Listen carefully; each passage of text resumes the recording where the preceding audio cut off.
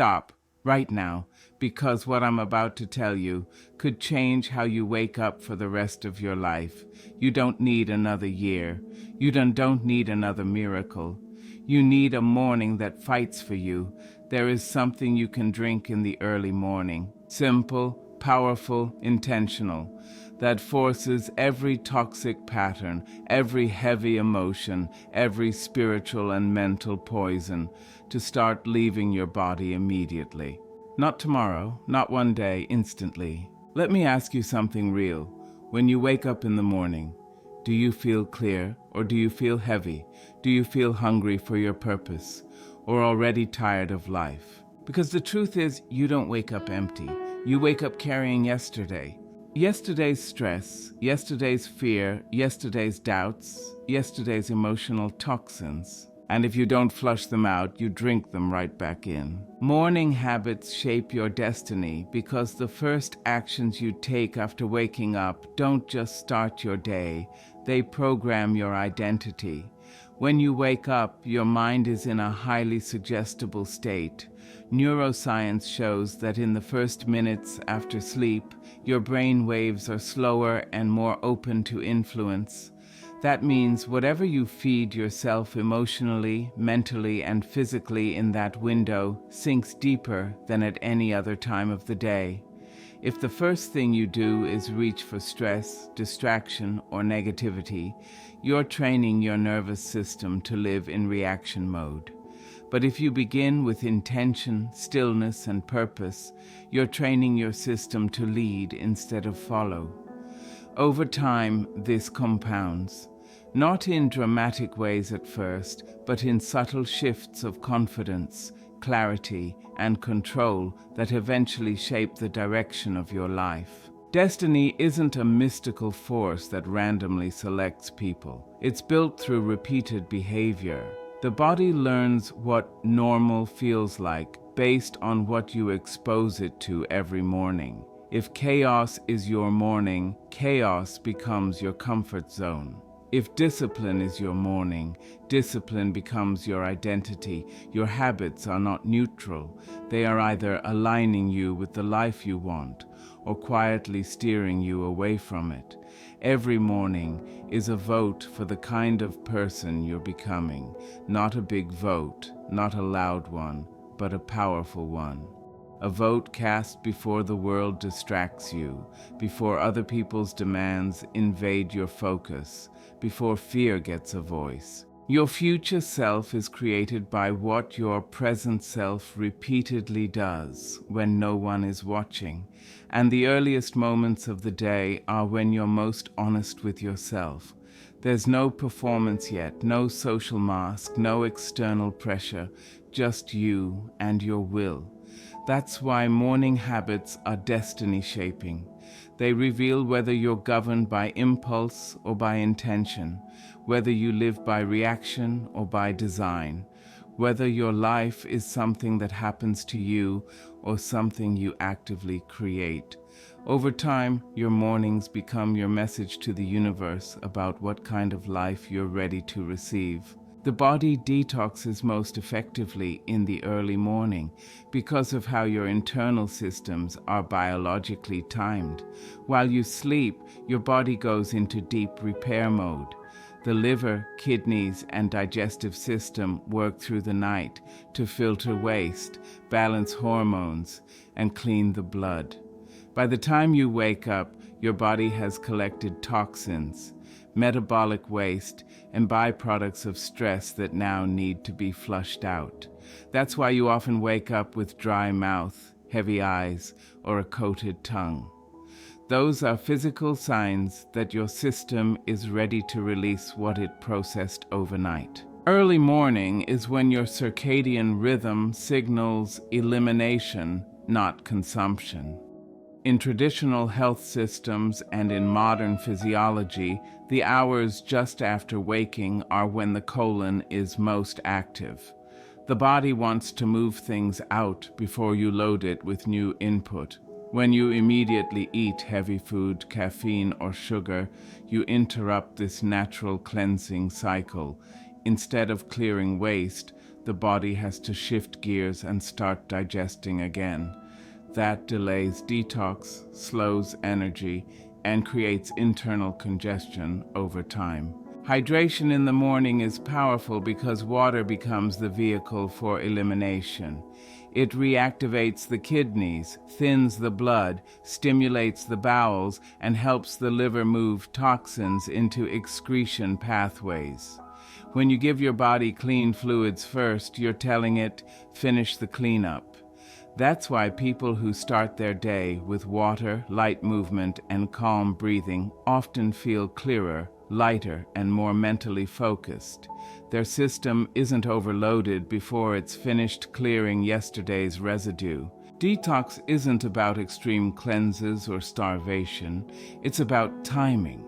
When you align with your body's natural rhythm instead of fighting it, the system becomes more efficient, energy stabilizes, and your internal environment becomes cleaner and more balanced. Many people unknowingly carry emotional, mental, and physical poisons because life constantly exposes us to stress, pressure, and unresolved experiences. These poisons aren't always visible, but they shape how the body feels and how the mind behaves. Emotional poison builds from suppressed anger, grief, disappointment, and fear that never gets processed. When feelings are ignored or pushed down, the nervous system holds onto them. The body remembers what the mind avoids. Over time, that stored tension shows up as fatigue, tightness, irritability, or a constant sense of heaviness that people can't explain. Mental poison forms through repeated negative self-talk, comparison, and limiting beliefs. Every time someone tells themselves they're not enough, not ready, or not capable, that thought doesn't just pass through and disappear. It creates a pattern. The brain wires itself around repetition. So if doubt, worry, and criticism are rehearsed daily, they become the default lens through which life is seen. That lens distorts reality. It makes opportunities look like threats and challenges feel like proof of failure. People then start living in defense mode instead of creation mode. Physical poison comes from what enters the body through food, environment, and lifestyle. Processed foods, lack of sleep, dehydration, pollution, and constant screen exposure all contribute to internal stress. The body has to work harder to neutralize what it takes in. When the load becomes too heavy, the system compensates by slowing down, holding on to waste, and lowering energy. That's when people feel foggy, unmotivated, and disconnected from themselves. The danger is that these poisons feel normal after a while. People adapt to being tired, anxious, or numb. They think that's just who they are now. But it's not identity, it's accumulation. When emotional, mental, and physical toxins stack up, they don't just affect health.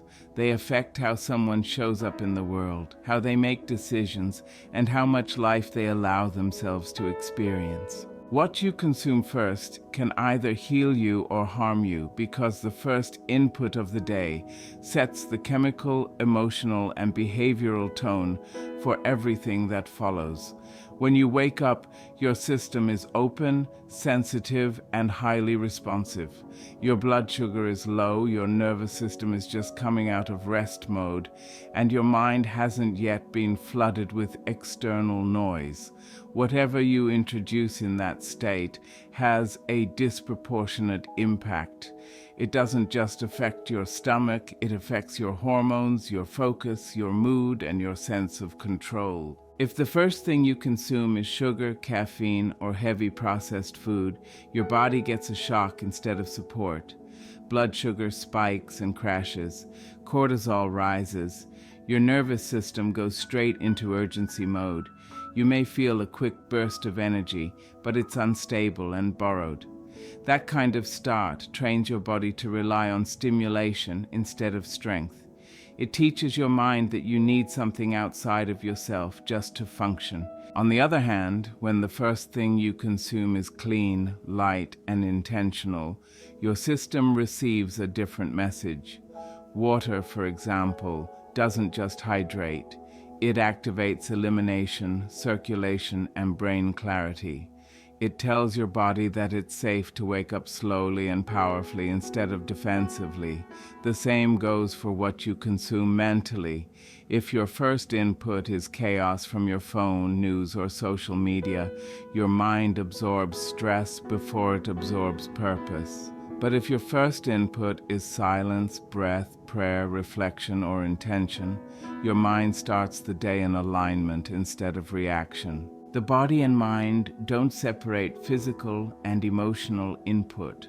They respond to both as signals. Every morning, you are teaching your system what kind of day it should expect.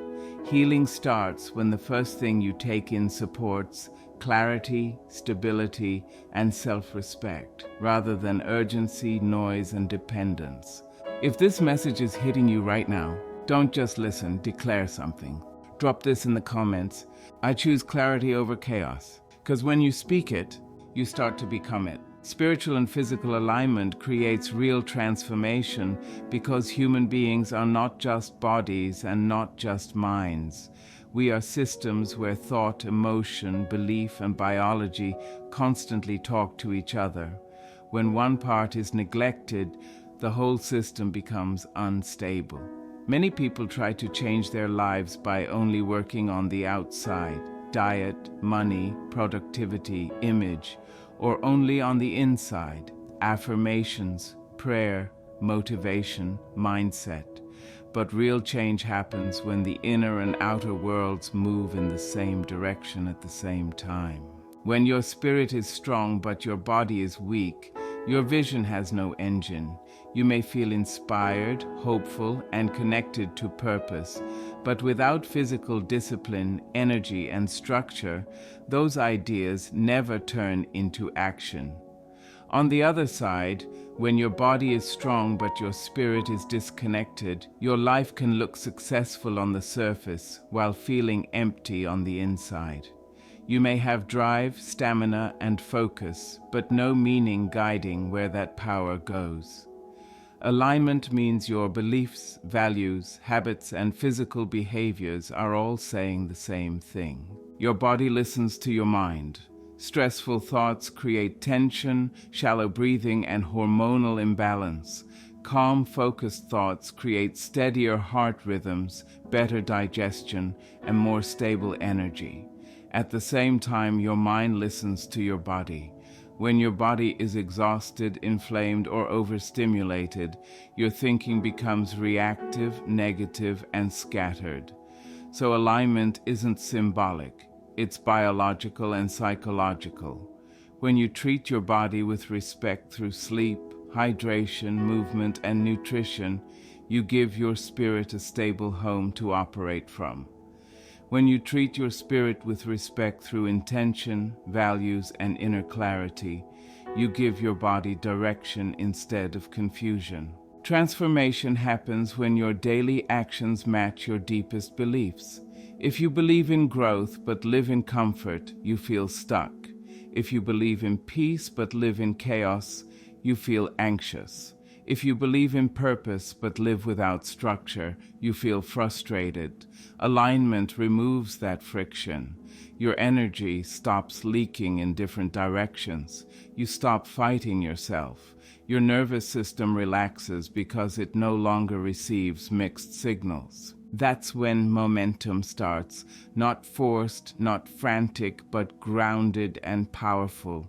You don't need to hype yourself up every day because your lifestyle already supports who you're becoming. Your habits reinforce your identity instead of contradicting it. Your body becomes a tool for your spirit instead of an obstacle, and your spirit becomes the guide for your body instead of just a voice in the background. Clarity comes when the body is clean and the mind is focused because the two are inseparably connected. Your mental state is deeply influenced by your physical environment inside your body. When your system is overloaded with toxins, poor digestion, dehydration, inflammation, and fatigue, your brain doesn't get the oxygen, nutrients, and hormonal balance it needs to think clearly. Instead, it shifts into survival mode. In that mode, the mind is reactive, scattered, and anxious. It looks for quick relief instead of long-term direction. A clean body supports a calm nervous system. When digestion is working smoothly, blood sugar is stable, and hydration is adequate, your brain doesn't have to fight internal chaos. That creates space for higher thinking. You can analyze instead of panic. You can decide instead of avoid. You can observe instead of overreact. Physical cleanliness here doesn't mean perfection. It means reducing the internal noise that comes from overload, stagnation, and imbalance.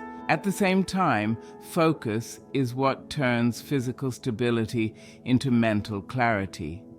You can have a healthy body and still feel lost if your attention is constantly fractured. Every time you switch between apps, notifications, worries, and distractions, your mind stays shallow. It never goes deep enough to see patterns, priorities, or purpose.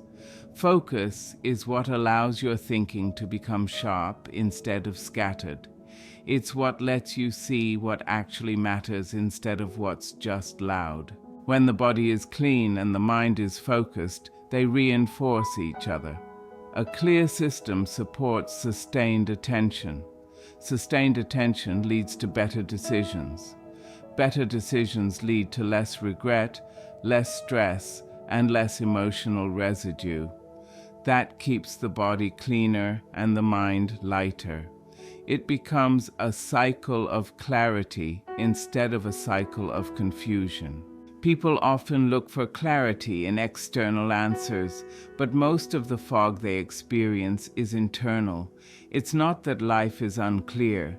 It's that the system processing life is overloaded and distracted.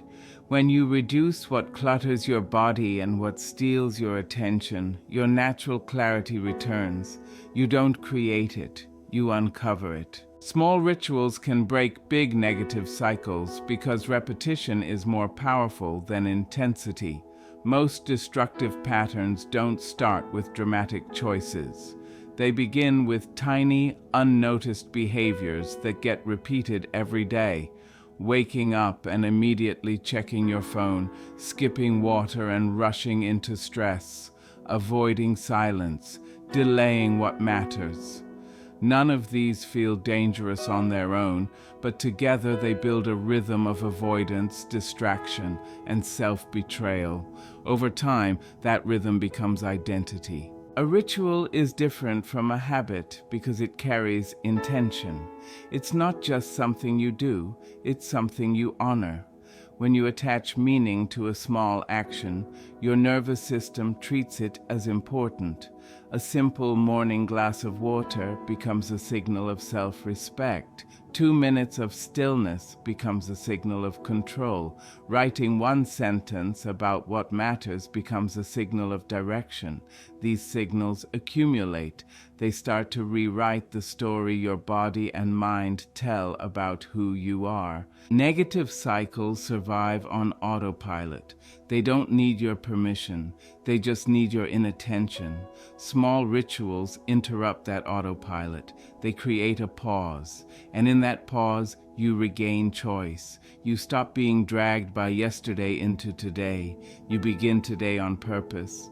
That shift may feel subtle, but it's structural. It changes how you meet stress, how you handle emotion, and how you respond to challenge. Consistency is what gives rituals their power.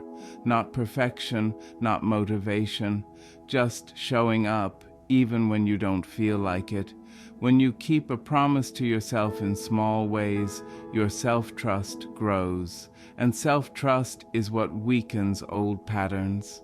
You stop needing comfort behaviors because you start feeling safe inside your own discipline. Big change doesn't arrive with fireworks. It arrives with quiet loyalty to simple actions. When your mornings, your transitions, and your endings are guided by ritual instead of impulse, your life slowly stops repeating the same problems. Not because you forced it to change, but because you stopped feeding the cycle that kept those problems alive. You don't need magic, you need discipline and intention, because lasting change doesn't come from sudden breakthroughs, emotional highs, or external forces saving you. It comes from what you repeatedly choose to do when no one is watching and nothing feels exciting. People often wait for motivation, signs, or perfect timing, but those things are unreliable. They rise and fall with mood and circumstance. Discipline is what carries you forward when inspiration disappears. Intention gives direction to discipline. Without intention, discipline becomes empty routine. You can work hard and still feel lost if you don't know why you're doing what you're doing. Intention is the why behind your actions. It's the meaning you attach to effort. When your intention is clear, your discipline becomes focused instead of scattered. You're not just busy, you're building something specific. Magic implies something happens to you. Discipline and intention mean something happens because of you. That shift is everything. It moves you from passive to active, from hoping to creating. When you rely on magic, you wait. When you rely on discipline, you move. When you add intention, you move in the right direction. Most people overestimate what a single moment can change and underestimate what daily structure can transform. You don't need a miracle to fix your life. You need a system, a way of living that quietly supports who you're trying to become. That system is built from small choices done with consistency and purpose. Intention also protects you from distraction. When you know what matters, you say no faster. You waste less time. You recover quicker from setbacks because you understand the bigger picture. Discipline without intention can feel like punishment. Intention without discipline feels like dreaming. Together they become power. The real freedom people want doesn't come from escape. It comes from structure, from knowing that your life is being shaped by conscious design instead of random habit. You don't need something supernatural to rescue you. You need to decide who you are becoming and then live in a way that supports that decision every single day. You don't change your life in one dramatic moment. You change it in the quiet, unseen choices you make every morning. What you drink, what you think, what you allow into your body and your mind, all of it is shaping who you're becoming. When you clean your system, focus your attention, align your spirit with your actions, and commit to small rituals done with discipline and intention, you stop living on autopilot. You stop carrying yesterday into today. You stop feeding the poisons that keep you stuck. And without noise, without magic, without waiting for permission, you begin to rise into clarity, strength, and purpose.